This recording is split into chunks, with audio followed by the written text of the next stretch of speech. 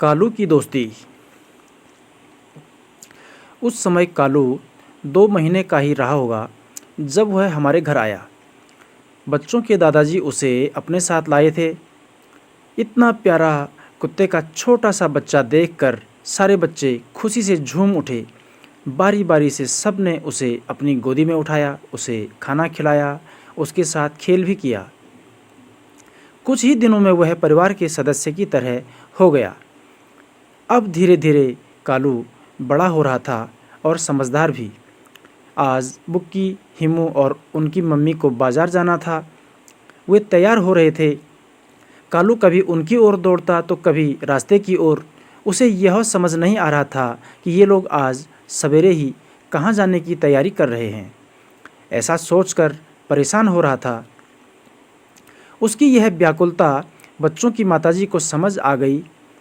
उसे जंजीर से यथास्थान बांध दिया गया, लेकिन यह क्या, ज्यों ही उसे बांधा गया उसकी नौटंकी शुरू हो गई। वह ज़ोर ज़ोर से रोने चिल्लाने लगा।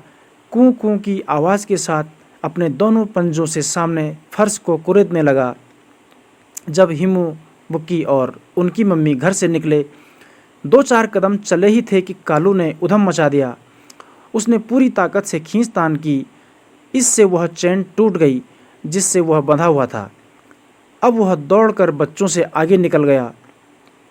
बहुत कोशिश की गई कि वह घर वापस चला जाए, लेकिन वह कहाँ मानने वाला था। उसका कहना था कि कहाँ जाओगे, जहाँ जाओगे मुझे भी साथ आना है। कभी बच्चे आगे तो कालू पीछे, कभी कालू आगे तो बच्चे पीछे। अब गाड़ी का स्टेशन आ गया। तीनों लोग गाड़ी में बैठ गए। कालू भी गाड़ी में आना चाहता था, लेकिन गाड़ी का दरवाज़ा बंद हो गया था। गाड़ी चल पड़ी। कालू गाड़ी के पीछे पीछे दौड़ पड़ा। पहाड़ी सड़क पर गाड़ी की स्पीड कम तो कभी ज़्यादा हो जाती है। कालू गाड़ी के बिल्कुल बराबर में दौड़ता रहा। उसे भी साथ जाना था। दौड़ते दौड़ते वह सोच रहा था कि मुझे साथ क्यों नहीं ले जाया जा रहा है। जब आधा से भी ज़्यादा रास्ता तय हो गया, अब गाड़ी ने शायद ज़्यादा स्पीड पकड़ ली। कालू अब थक भी गया था। अब वह पीछे छूट गया। बच्चे बाजार पहुंच गए। कालू रास्ते में ही छूट गया। दिन भर भूखा प्यासा न जाने कहाँ कहाँ भटकता रहा।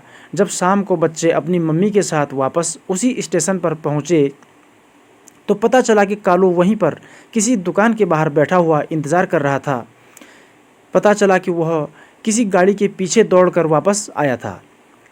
ज्यों ही बच्चे गाड़ी से उतरे, वह लपक कर उनके पास पहुंच गया और अपनी पूंछ हिलाकर खुशी जाहिर करने लगा। पूंछ हिलाने के साथ ही वह उनके चेहरे की ओर देखकर गर्दन हिलाकर प्रश्नवाचक दृष्टि से शायद यह कह रहा था कि तुम मुझे छोड़कर कहाँ चले गए थे। सारे दिन मैंने तुम्हें कहाँ नहीं ढूंढा और तुम इतनी देर से आ रहे हो। अब तो मुझे भूख भी लग गई है, लाओ कुछ खाने को दो। अब बच्चों ने उसे बिस्किट खिलाया। अब सब लोग घर के रास्ते पर थे। आगे आगे बच्चे, उनके पीछे कालू और सबसे पीछे बच्चों की मम्मी। आज की इस घटना से यह समझ आया कि जानवर में भी बहुत संवेदना होती है। अक्सर मैंने देखा कि जब बच्चे सुबह स्कूल जाते हैं तो कालू भी उनके साथ साथ स्कूल चला जाता है। ऐसा लगता है कि जैसे उसका स्कूल जाना अति आवश्यक हो एवं उसे देर हो रही हो। उस दिन मेरा कुछ कार्यवश बच्चों की स्कूल में जाना हुआ तो मैंने देखा कि कालू जी बुक्की की तरफ पीठ सटाकर लेटे हैं। बगल में हिमू भी बैठी है, अगल बगल अन्य बच्चे बैठे हैं। सामने ब्लैक बोर्ड लगा हुआ है, बगल में अध्यापक महोदय बैठे हैं। पीछे की तरफ भोजन माता दिन का भोजन तैयार कर रही है।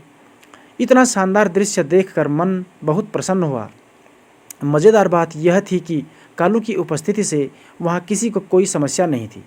तो दोस्तों, कैसी लगी यह कहानी?